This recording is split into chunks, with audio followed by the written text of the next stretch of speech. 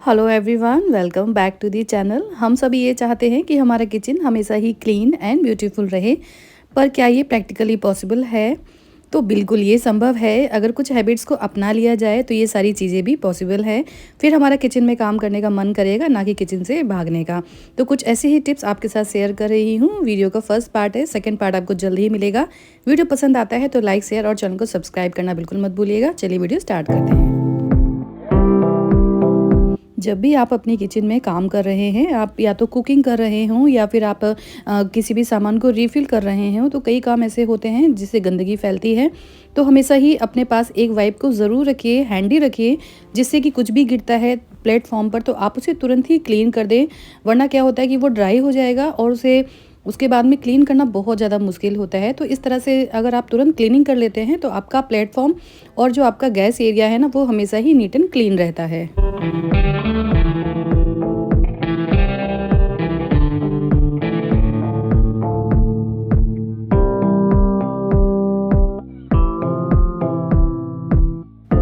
जब भी हम सभी अपनी किचन में कुकिंग का काम करते हैं तो शायद ही सभी के किचन की हालत कुछ इसी तरह ही होती होगी। सारा सामान अस्त-व्यस्त हो जाता है और जो हमारा प्लेटफॉर्म का एरिया है ना, वो बिल्कुल पूरी तरह से भर जाता है।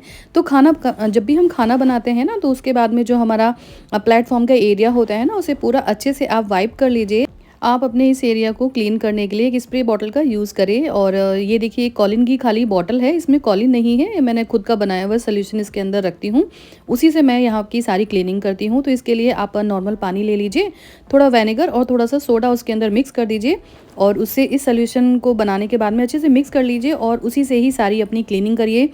तो मैं यहाँ पे अपने सारे सामान को इस तरह से ट्रे या फिर बास्केट में रखती हूँ, ताकि क्लीनिंग के टाइम पर आसानी हो। तो इस तरीके से सारे सामान को बार बार हटाना नहीं पड़ता है और क्लीनिंग में ना बहुत आसानी हो जाती है।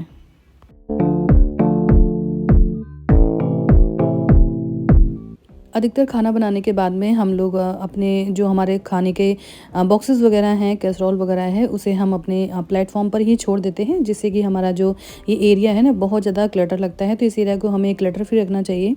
तो जैसे ही हम खाना कुक कर लेते हैं, खाना हमारा कुक हो जाता है, तो इसी सामान को ले जाके आप अपने डाइनिंग एरिया में रख सकते हैं और खाने के टाइम पर आप वहीं से उसे गर्म करके सर्व कर सकते हैं। अगर आप माइक्रोवेव यूज़ करते हैं तो खाने को रखने के लिए आप उसी तरह के बर्तनों का यूज़ करें। और अगर आप गैस पे गरम करते हैं तो बर्तनों को रखने के लिए आप उसी तरह के बर्तनों को यूज़ करें, जिससे कि आपको कम टाइम लगेगा और अपना जो आपका प्लेटफॉर्म है ना, वो हमेशा क्लटर फ्री दिखाई देगा, खाली दिखाई देगा, जिससे कि जब आप वहाँ पर काम करते हैं तो आपको काफ़ी आसानी होगी काम करने में भी।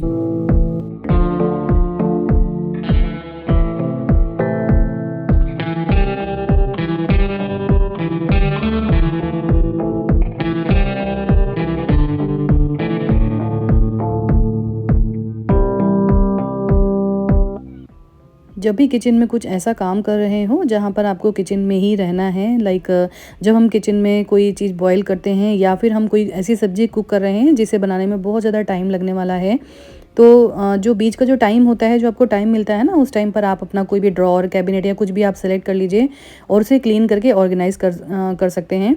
तो इस तरह से हमें पता भी नहीं चलता है और धीरे-धीरे करके जो हमारी किचन है ना, काफ़ी साफ़ हो जाती है।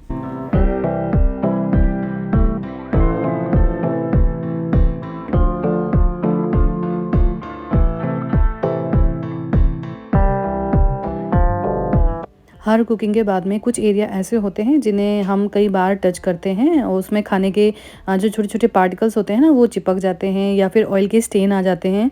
तो जैसे कई इस तरह के बॉक्सेस होते हैं, मसाला बॉक्सेस हो गए और टी शुगर के कंटेनर्स वगैरह हो गए, तो हम उनको ना उसी वक़्त ही अगर क्लीन कर लेते हैं, जैसे ही हमारी कुकिंग ख़त्म होती है, उन्हें क्लीन कर लें, क्योंकि बाद में ये स्टेन जो होते हैं बहुत हार्ड हो जाते हैं। फिर बाद में इन्हें क्लीन करने में हमें बहुत ज़्यादा मुश्किल होती है और बहुत ज़्यादा हमें टाइम देना पड़ता है।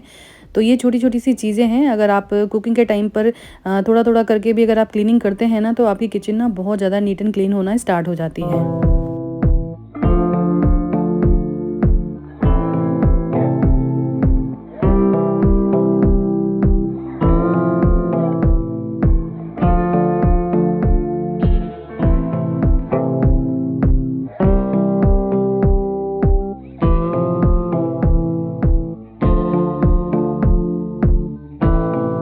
अगर हमारी गैस क्लीन रहती है ना, तो हमारी किचन है ना देखने में काफ़ी अच्छी लगती है। तो जब भी आप कुकिंग करते हैं ना, तो कुकिंग करने के टाइम पर जो भी इस तरह के स्पैचुला वगैरह यूज़ करते हैं, तो उसे इस तरह से काउंटर टॉप पर ना रखें।